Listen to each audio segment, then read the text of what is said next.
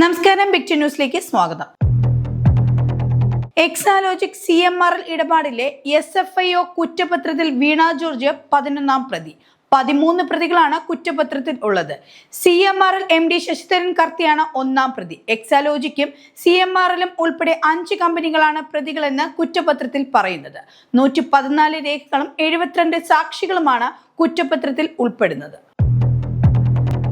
വെള്ളാപ്പള്ളി നടേശന്റെ മലപ്പുറം പരാമർശത്തിനെതിരെ പ്രതികരിച്ചിരിക്കുകയാണ് മന്ത്രി KB ഗണേഷ് കുമാർ. ഒരു നാട് പുരോഗമിക്കുന്നത് ജാതി കൊണ്ടല്ല, കേരളത്തിന്റെ ഐശ്വര്യം മതേതരത്വമാണ്. മലപ്പുറം എന്നോ കോട്ടയം എന്നോ വ്യത്യാസമില്ല, പ്രത്യേക ജില്ല തിരിച്ച് പറയേണ്ടതില്ലെന്നും ഗണേഷ് കുമാർ കൂട്ടിച്ചേർത്തു.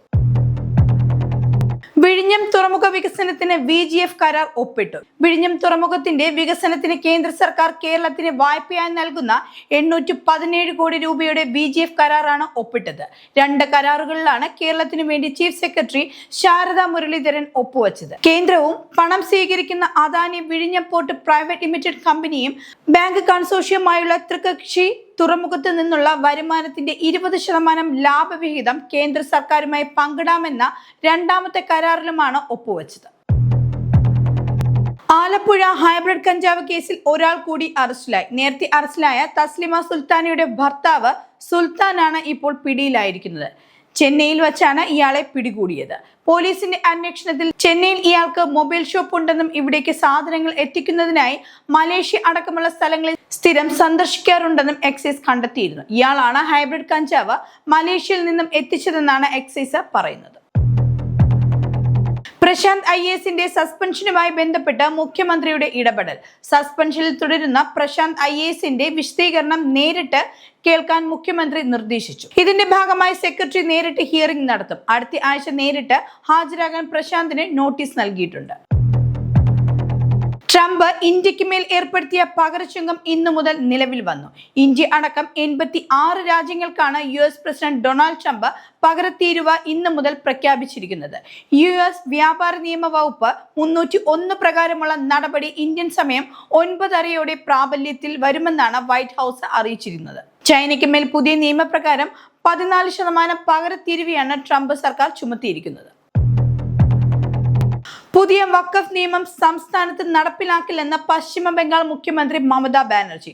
ന്യൂനപക്ഷങ്ങളുടെ സംരക്ഷണമാണ് സർക്കാർ ലക്ഷ്യമിടുന്നത്. കൊൽക്കത്തയിൽ നടന്ന ജൈന സമൂഹത്തിന്റെ പരിപാടിയിൽ സംസാരിക്കുകയായിരുന്നു മമത. രാജ്യത്ത് വഖഫ് നിയമം നടപ്പാക്കിയതിൽ എല്ലാവരും അസ്വസ്ഥരാണെന്ന് അറിയാം. ഭിന്നിപ്പിച്ച് ഭരിക്കാൻ കഴിയുന്ന ഒന്നും ബംഗാളിൽ സംഭവിക്കില്ല. പലതരത്തിൽ ആളുകൾ ഇളക്കിവിടാൻ വരും, എന്നാൽ എല്ലാവരും ഒരുമിച്ച് നിൽക്കണമെന്നാണ് മമതാ ബാനർജി പറഞ്ഞത്. BJP മഹാരാഷ്ട്ര നിയമസഭാ തെരഞ്ഞെടുപ്പിൽ വിജയം നേടിയത് കൃത്രിമത്വം കാട്ടിയെന്ന കോൺഗ്രസ് അധ്യക്ഷൻ മല്ലികാർജുൻ ഖാർഗെ. രാജ്യത്ത് ഇപ്പോഴത്തെ തെരഞ്ഞെടുപ്പിൽ നിലനിൽക്കുന്ന വോട്ടിംഗ് മെഷീൻ ഒഴിവാക്കണം, പകരം പഴയ രീതിയിലുള്ള ബാലറ്റിലേക്ക് മടങ്ങി വരണമെന്നാണ് അദ്ദേഹം പറഞ്ഞത്. അലഹബാദിലെ AICC സമ്മേളനം ഉദ്ഘാടനം ചെയ്ത് സംസാരിക്കുകയായിരുന്നു അദ്ദേഹം.